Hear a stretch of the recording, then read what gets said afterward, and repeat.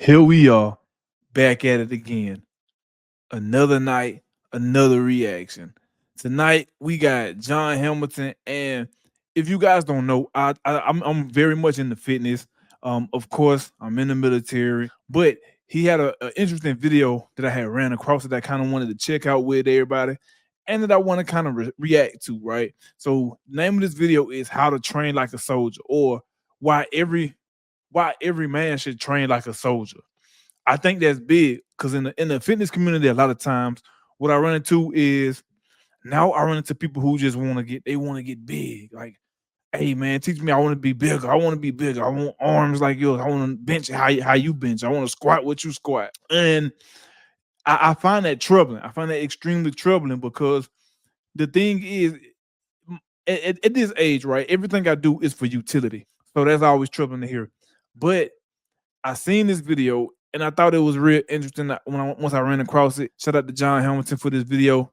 Without further ado, let's get straight into it. Most men will never go to special forces selection, but I believe most guys should train like a tactical athlete. I'm not talking about wearing your kit to the gym or pretending you're in the military. I'm talking about building a body and a mindset that work anywhere. The ability to carry weight over rough terrain, move fast when you need to, and keep going for hours with something left in the tank when it matters. I'm John, I'm a strength coach and former Green Beret, and this is why training like a tactical athlete should be the standard for most men, not the exception. When I say train like a tactical athlete, I mean capable across the board. Not the best at one thing, but good at everything that matters. And again, that's what I was talking about, right? Like what he said, like train across the board and not be good at one thing, but be good at everything. So when I think about that, especially when he said carrying like a bunch of weight for a long period of time, you got to think about utilization. Certain muscle groups you're going to need more than other muscle groups, but overall you're going to need all of them. But specifically when it comes to working out or it comes to exercise and fitness, there are some things specific to the military that you're going to need more than others. So I do agree of having that good balance because for a long time, you know, if you come from like me, a football background, then you understand is the bench, squat, power clean. Those are the three guards. I got introduced to deadlifting when I got in the army. I had never deadlifted a day in my life, right? Through CrossFit workouts, through anything I ever did, I had never deadlifted. But being good, having that good balance is kind of what you should always be training for. And it's even bigger for me now because I'm actually in a training for a school. I won't necessarily speak on what it is specifically right now, but it's two big soft operation schools.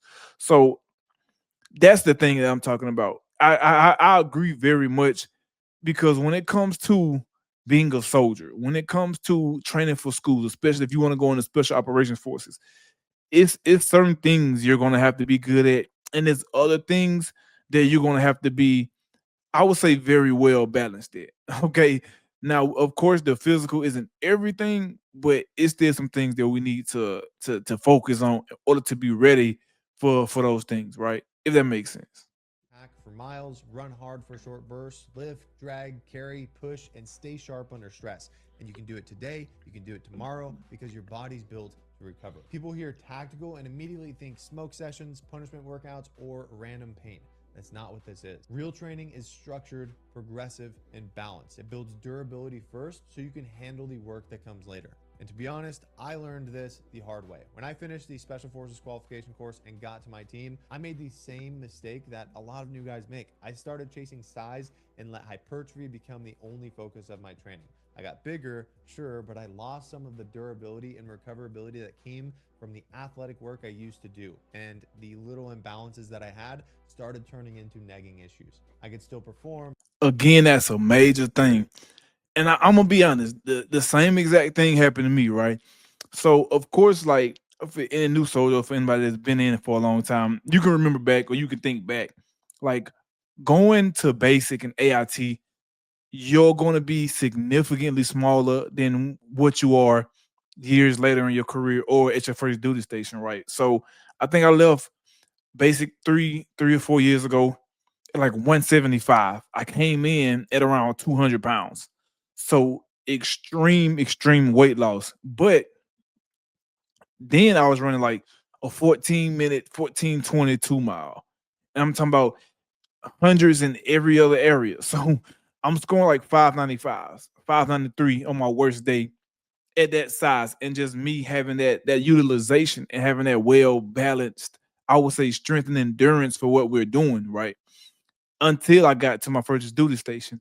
And I started packing on more responsibilities and you're doing other missions and things like that that specifically pertain to your MOS. That's when I started putting on the size. I'm eating good. You know, you want to have a good time. You're drinking. You're doing all these other things. Let me just be honest. And I got up to like I think before I went overseas, I was 205, 206 around there. Huge. And not that that's a big size, but it's big for my frame and it's bigger than what I've carried my entire athletic career. So being that big, yes, it looks good. You're bulky, you got your muscles, you got your size going on, your clothes fit good, and all the things like that. But when it came to the 2 mile, that 20 to 25 pounds I put on, now I'm running the 16:15. Now I'm running the 15:50. And when he talk about that good balance, that's what I mean. Yeah, I can do 80 push-ups. Yeah, I can do 75 push-ups. I can max the deadlift, but things like the sprint drag carry, things like the plank or the 2 mile run, it was wearing me out. And it was massively affecting my physical training and ultimately my ACFT score. So he's not lying about things like that. A lot of people start focusing on the getting bigger. They want to look good. They want to be muscular. They want to look intimidating until you get into something like a ranger train up or a sapper or special forces train up, and you start to see there a lot of times, most of the time, the muscles don't help at all. Just being honest. But I agree with him. I agree with him a lot right there. So let's go. Let's keep going. The same confidence and not with the same margin.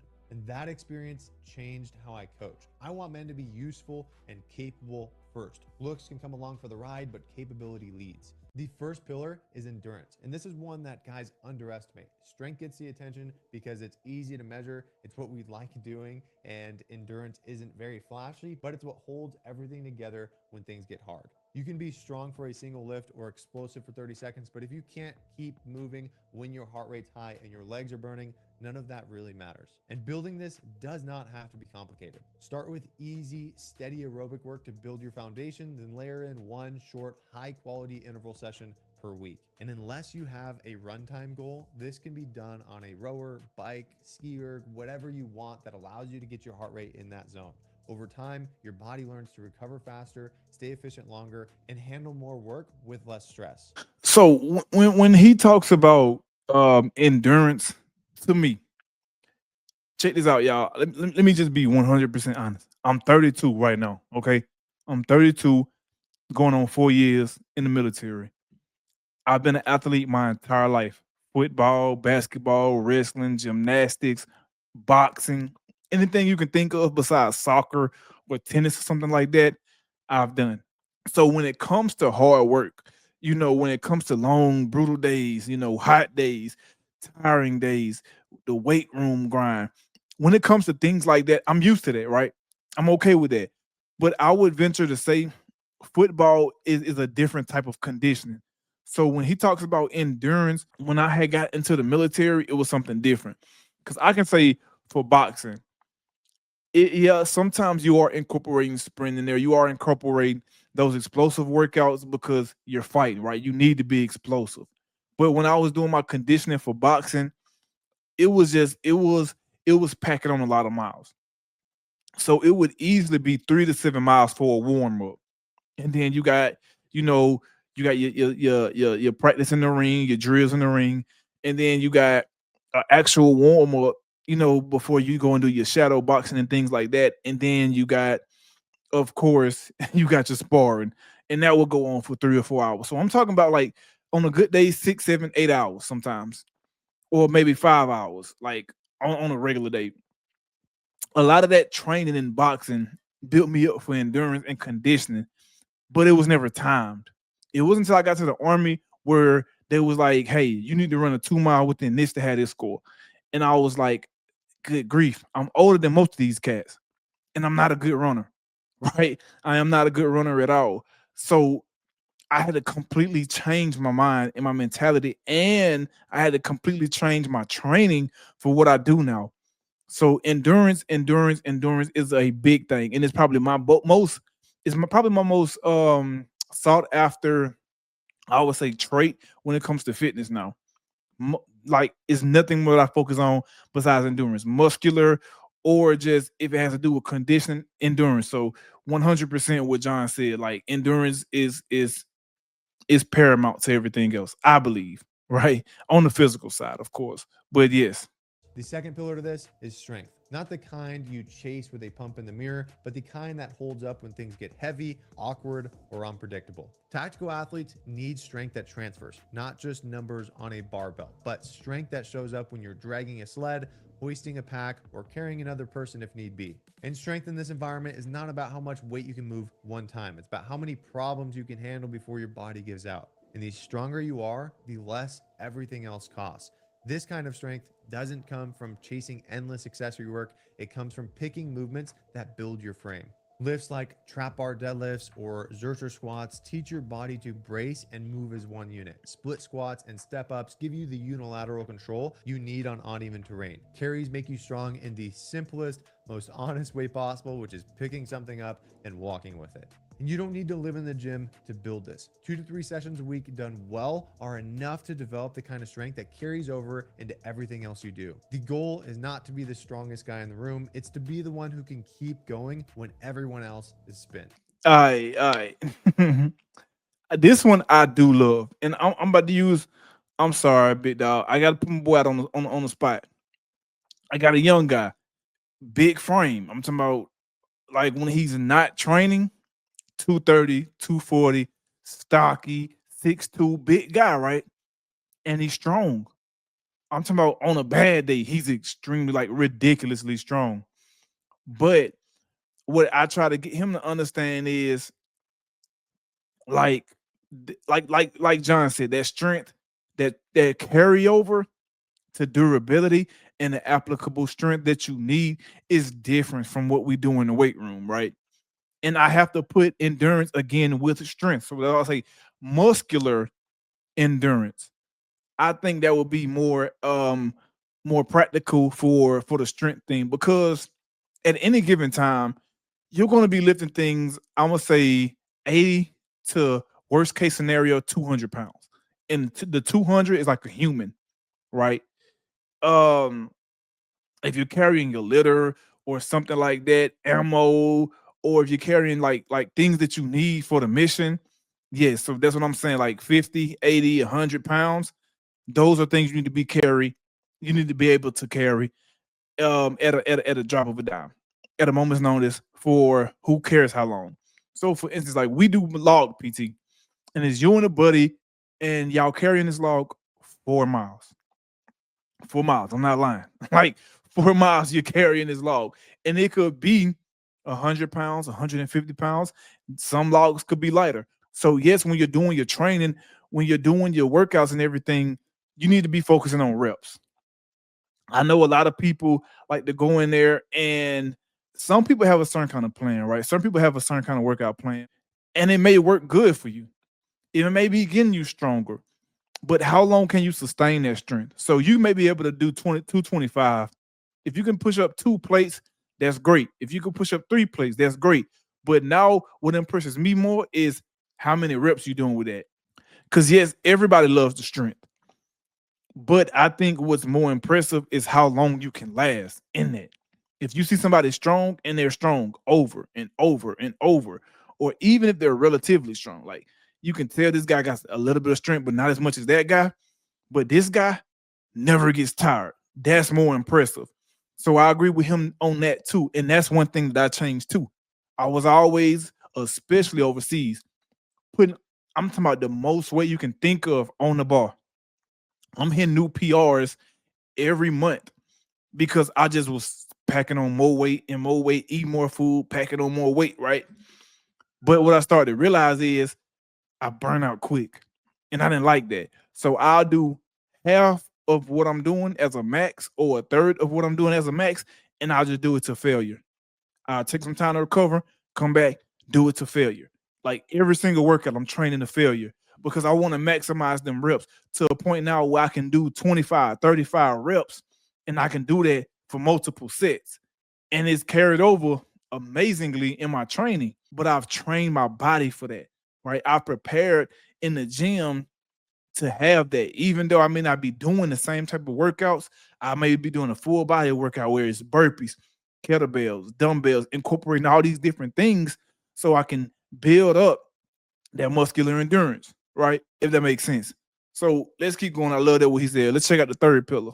Fall short. Durability is mobility, tissue health, and the resistance to overuse. It's the capacity to take impact, recover, and come back tomorrow. And it's what keeps you in the game as you continue to age. And a lot of guys just lift, stretch a little bit, and call it good from there. Then low back pain shows up, or a shoulder issue, or an Achilles tear the first time they sprint in months. And that's not bad luck. It's a lack of general physical preparedness. You need simple habits that protect you. So train the feet and ankles with jumps and controlled contacts, build the calves and Achilles with slow eccentrics, open up the hips and T-spine so your posture stacks. And to accomplish this, do things like carries or sled pushes so your midline learns to hold shape under load, and fix obvious imbalances instead of just ignoring them. 5 to 10 minutes a day on mobility work can go a very long way. Now, why should the average guy care about all this? Because life does not care how much you bench. It cares whether you can. Again, that durability, that's a big thing. And I'm gonna say this because I'm an older guy. A lot of people take this for granted. You will hear the older guys say like, "Oh man, I don't recover as fast as I used to. I'm not young like the other guys and things like this." But the main thing to remember is there are certain things you can do in training, or when you're working out, when you're exercising. There are certain things you can do to combat this. So a lot of times, like technique, and I can say this for a lot of people: when people get tired, when they start, you know, when they start wearing down physically, they lose the fundamentals. I'm gonna use myself for example. The other day we was getting smoked. I'm talking about they was smoking the dog crap out of us. And when we got done with our PT, everybody back on the line, and we iron miking. So that's where you got your hands behind your head and you just lunging back and forth. So we doing that, and I'm not gonna lie, y'all, I was dog tired, and I started lunging out too far to a point where my knees were buckling. Right, that's very bad technique. That's very poor fundamentals. You know what I'm saying? Instead of just taking shorter steps, stacking my hips, stacking my steps, so that way I can do everything in alignment, with my hips and my feet and my knees. I got tired. I let them do the I let the bad voices get to me, and I started, I started burning out, and it was noticeable to the Joes, to the instructors, and they called me out on it, right? So that's one thing you have to be mindful of when he talk about durability. There's certain things you can do in your training and in your workouts to minimize the stress on your joints, to minimize the stress on your knees. So that is 100% the truth, man. Like you have to take care of yourself, and you have to be intentional in the way you recover and heal your body, and preventative maintenance, if that makes sense. Let's finish up. Move when you need to. So, hunting in the backcountry for 5 days, playing in the field with your kids, carrying gear, moving furniture, shoveling snow, or hiking a mountain without your back giving out. You don't need a perfect PT score to do those things. You need a blended program that builds endurance, strength, and durability together. The kind that comes from proving to yourself that you can handle the hard things across multiple domains. Men feel different when they know they can move far, move fast, and carry weight on demand. And the biggest thing that kills progress is not a lack of motivation, it's inconsistency disguised as hard work.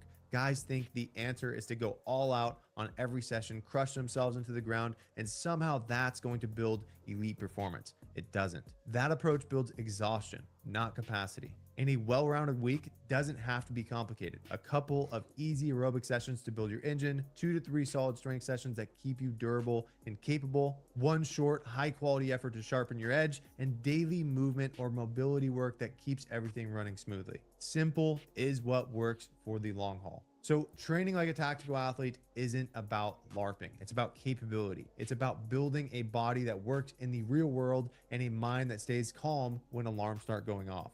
Most men just chase looks and ignore the things that keep them moving well as they age, but you don't have to choose. You can look good and be useful, but capability comes first. And if you train this way, everything in your life starts to improve. You're more present with your family because you feel good. You're more confident at work because you know you can handle the pressure, and you carry yourself differently because you know you can back it up. And if you want to stop guessing and follow a plan that builds this step by step, hit the link below and see if our program is a good fit. We also have a free training methodology guide below as well. Appreciate. Hey, straight up, straight up. Hey, shout out to John on that. So I'm gonna finish up with this. When everything that he said was spot on, right? And obviously, I don't know the guy. So he's a former Green Beret. Shout out to him for that. But this is what I will say because I'm one of those guys who I want to tab. Like I would do whatever is required. I will work pretty hard, and it's deeper than I can explain on this video. But I will say this. You have to incorporate all these things right now. He said you don't have to have the best PT score to have this good balance. When it comes to civilians, you don't have to be the biggest bencher, the biggest squatter, the biggest. You don't have to have the biggest arms, the biggest traps, the biggest physique to have a well balanced physique, to be well balanced in fitness. Okay, that's the greatest thing of all is to have that balance, to know you can do it all, and that's what my main thing is for this video. Cause I got stuck in that as well. Just getting big, getting big. Oh, I need to be big. I don't care about running. I'm not a good runner anyway. Like forget running until you start to see things that you kind of was laxical upon, and things that you kind of neglected show up in your life. So it might come down to things that you're doing in your regular life, like he say, playing with your kids, or you working on the car, or you just doing little small things like this, and you're out of breath, walking up steps, doing whatever in your daily life. Okay, that becomes a big issue, and then you get to thinking, well, in my training, if I had just incorporated more cardio, I wouldn't have this problem. Okay. You get to thinking like that. Or when you're trying to lift certain things or you're doing other things and you notice like, man, I got a bum shoulder, or man, like my wrist is always sore after I do these activities or I do these things. And you start to think about all this when you're incorporating it in your training. So you always have to be mindful of that. You always have to keep that in the back of your mind. Shout out to John, great video. And I just wanted to react to that because I do agree, like everybody should train like a soldier. Because what we doing is life or death. When I train, I'm training for life or death. I'm not training for one event. I've done competitions where it's a 8, 9, 10 hour day, and you got everything from swimming to full kit runs to IMTs, like when you training for days like that, the weight room it has to become it has to become your fortress. Right? It has to become your compound. It has to become an obsession. Not just the weights, but just the gym and exercise and fitness, period. So that's all I got for y'all today. I ain't want to keep you too long on this reaction, man. Just wanted to come and talk about some things that I thought was exceptional in the video he made and all the things that I agree with, right? So that's all I got for y'all. Hope y'all have a great night. We're gonna come back to y'all at another time with another reaction. I'm out.